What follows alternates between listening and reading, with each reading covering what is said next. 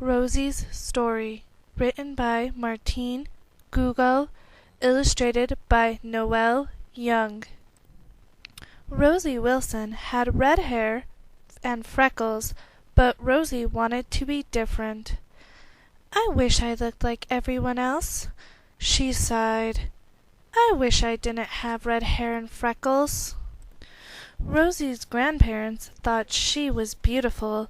They had photos of her everywhere, on top of the television set, on the piano, and in the hallway.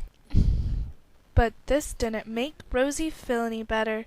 She simply hated her red hair and freckles. One summer, Rosie's family moved. When she started at her new school, there were 17 other children in her class. 5 had blonde hair, 9 had brown hair, and 3 had black hair. Rosie was the 18th child, and the only one with red hair and freckles.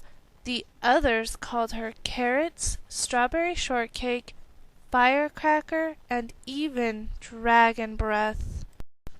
Rosie was miserable. She didn't let herself cry, but she got a terrible headache from holding back the tears.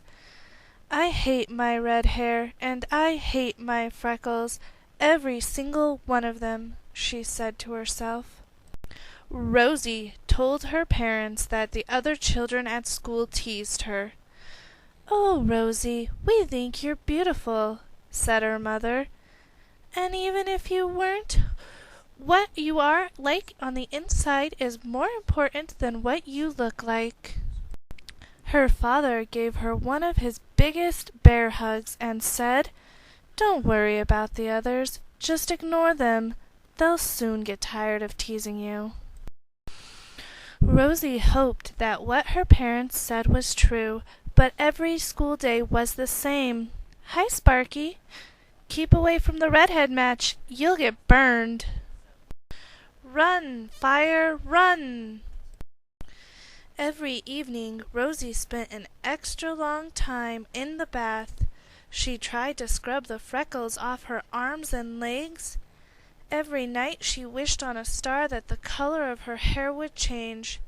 But every morning she looked in the mirror and saw the same freckles, the same red hair, and the same sad face. One day, Miss Clark, Rosie's teacher, announced a picture storybook competition. She wanted them all to enter. Each child was to write a story, make it into a book, and bring it to school the following week. That night, Rosie sat at the kitchen table and sobbed. "Whatever is the matter, Rosie?" her mother asked. "I have to write a book for school, and I can't. My head is full of sadness. No ideas will come. There's no more space. I'm just an ugly girl with hundreds of freckles." "Why don't you write about how you feel?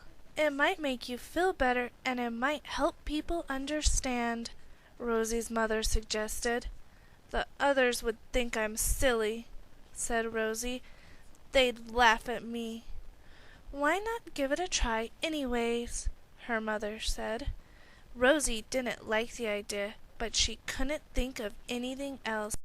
Rosie didn't want to draw attention to herself, so she decided to write about a boy with red hair and freckles. She called him Rusty. The following week, everyone brought their books to school. Thomas read a story called "The Frog Who Wore Spectacles." Everyone giggled at the funny parts. Then Urethra read a mystery. Everyone clapped because the ending was such a surprise. Alice read spooky ghost stories which made everyone squirm and gave them goosebumps. Then it was Rosie's turn. She read her story in a low voice. Nobody giggled. Nobody clapped. Everyone looked down at the ground in silence. Rosie waited. The teacher waited. Finally, Miss Clark said, "Well done, Rosie. Your story meant a lot to me. When I was a girl, I was so skinny. People joked that I would blow away. I know exactly how Rusty must have felt." Polly raised her hand. "I do too," she said, blushing. I used to be plump, and everyone used to call me dumpling. People even laughed when I ate ice cream. People tease me because I like to tap dance, said Carlos. But tap's not sloppy. It's really hard to get the steps right. But when I do, I feel great. If people are mean about it, I just picture them lining up to see my name in lights. And Sally added, when I first got my glasses, I was called Four Eyes. I raced home from the bus stop and threw my glasses in the trash. I felt like Rusty when people laughed at me because I didn't understand multiplication, said Maya. Same here, said Andrew. You see, everyone feels bad when people make fun of them, said Miss Clark.